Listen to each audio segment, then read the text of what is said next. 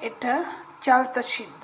এটা এই জন্য এভাবে করে সিদ্ধ করেছি, একটু লবণ দিয়ে আগে ভিজিয়ে রেখেছিলাম, তারপরে এভাবে করে সিদ্ধ করে নিয়েছি যে আমি চালতাটা কিন্তু ডাইজেস্ট।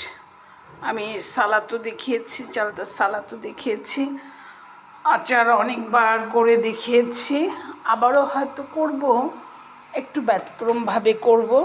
এই জন্য এই চালতাটা এভাবে আমি সেদ্ধ করে নিয়েছি।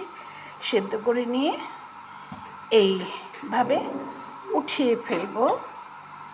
উঠিয়ে ফেলে এই যে পানিটা, এটা ডিডক্স ওয়াটার হিসাবে এর মধ্যে পুদিনা দিব।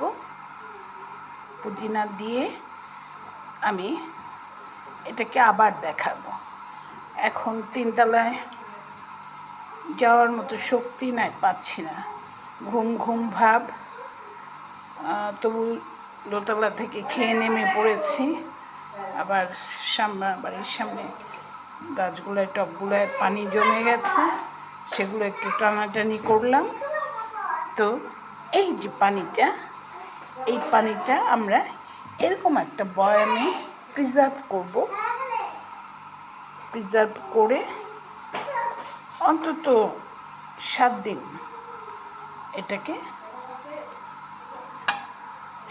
এটাকে আমরা খেতে পারি। এই যে পানিটা, আমি পানিটা খেয়ে দেখেছি, স্লাইড একটু লবণ দেওয়ার জন্য, লবণ, লেবু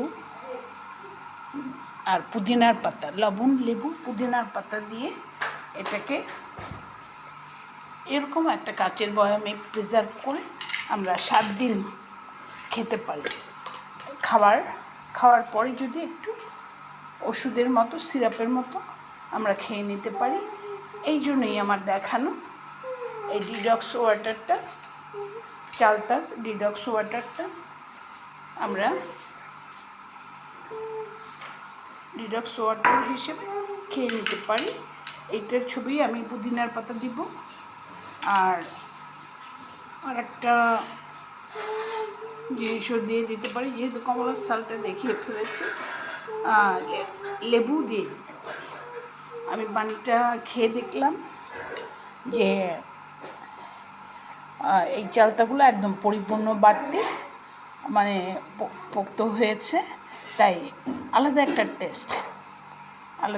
টেস্ট লাগছে। এই পানিটাকে এইভাবে বের করে নেওয়ার জন্য এটা চালতা শরবত হিসাবে আমরা খেতে পারি। আমি সেটাই দেখাবো।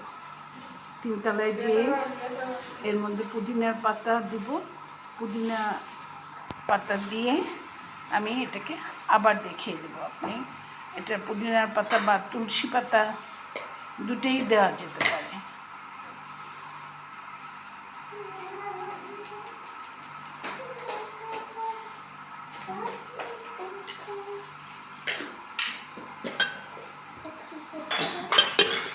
এইভাবে করে ছবি নেব।